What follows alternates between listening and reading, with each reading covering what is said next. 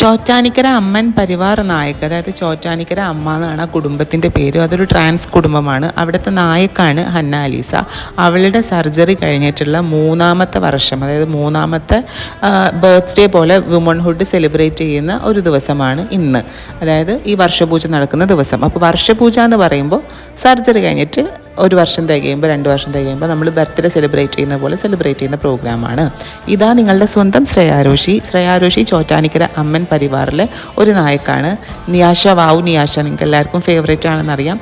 പിന്നെ ജമാഅത്ത് നടന്നു. ജമാഅത്ത് എന്ന് പറയുമ്പോൾ ഈ വർഷപൂജ തുടങ്ങുന്നത് ഒരു മീറ്റിങ്ങിലൂടെ ആയിരിക്കും. എല്ലാ കുടുംബങ്ങളും തമ്മിലുള്ള ഒരു സംഗമം പോലെ, കുടുംബ സംഗമം പോലെ അതിനെ കണക്കാക്കി ആ മീറ്റിങ്ങിൽ കുറേ കാര്യങ്ങൾ ഡിസ്കസ് ചെയ്യും.